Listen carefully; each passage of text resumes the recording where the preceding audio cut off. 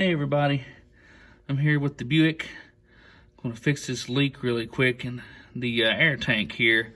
My air tank leaks down overnight, and I was looking the other day and I found it. I just put a little bit of air in the tank, hooked the fuse up, so hopefully there's enough air in it. We'll see some bubbles when I spray some soapy water on the fitting here.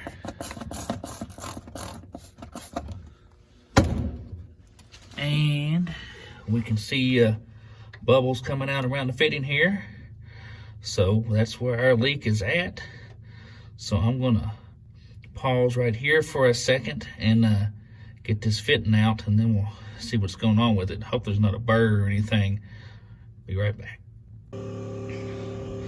All right, so I've got my fuse hooked back up. I've got the compressor running. I had the plug out of the tank. I didn't see any obvious burrs or anything. So I think I just didn't have enough thread tape on that plug. So I put a few more rounds of thread tape on it, cranked it down. I'm gonna let my compressor run and fill up a little bit here. This should be good enough to see if it's gonna leak or not. I'm gonna go ahead and pull the fuse here. We're gonna head around back here to the tank.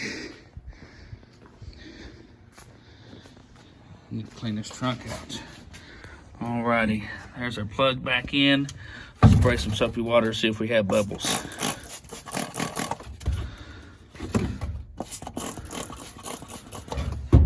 Alrighty. I believe we're good.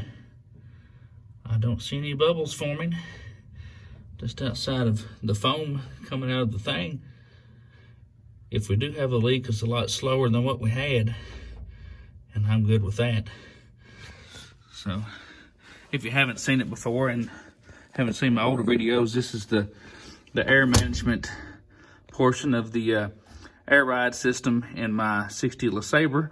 I've got a 3-gallon tank mounted inside the right rear quarter in the trunk here, left rear quarter, sorry. Got a Viair 485 compressor. Runs off 12 volts from the battery. We have a 30 amp relay right here that keeps us from burning up. Our pressure switch over here, I think it kicks on at 110 psi and then shuts the compressor off at 150. And then we have our 1/4 inch supply line running out, and it runs on up into the car up to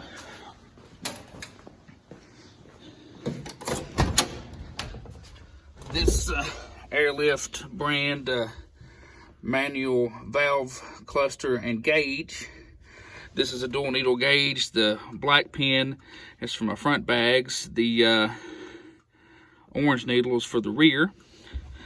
And left is my front, right is my rear. You can see on the back side, we have all our lines going in and out, to and from, or from the tank to the valves. Let's see here.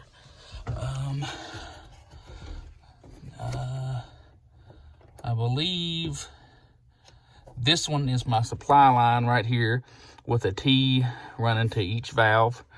And then we have a line running back out to the rear bags. And then this one up here is going up to the front, and then they'll tee off and go to each individual bag there.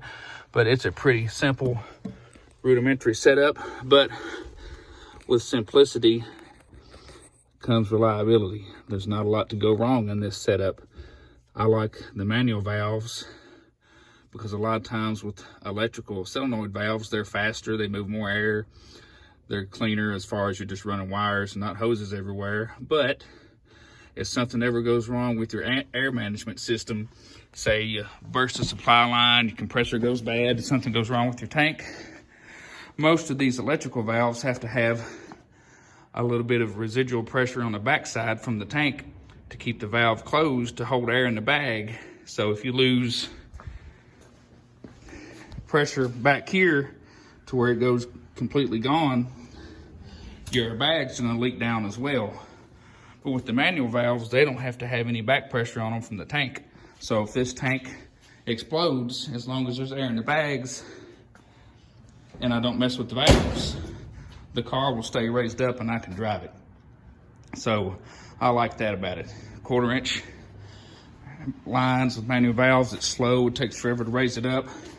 I could probably speed it up a little bit if I had a bigger tank, but this doesn't take up a lot of space. And basically I'm just, you know, raising it up to drive it and lowering it down to park it. I'm not playing with it a lot, so it works for me for what I like, for what I need to do. So anyway, that's just kind of a quick look at my air management system, and we've got an air leak fixed, and that's one thing to check off on this car that I wanted to get done before next year. So next, I might actually get in here, take this dash cover back off again for the second time so I can put my new speaker in it. And I just bought a cheap speaker from Advanced Auto Parts. It's just a 6.5 round speaker. I may have to make a little bracket or something to bolt it to the dash. It'll go up under that speaker grill right there. And the factory speaker in this only had one wire coming off from the radio, so I guess the other wire I'll just ground it to the frame of the dash somewhere, which is weird, but I've asked around and they say that's how that works.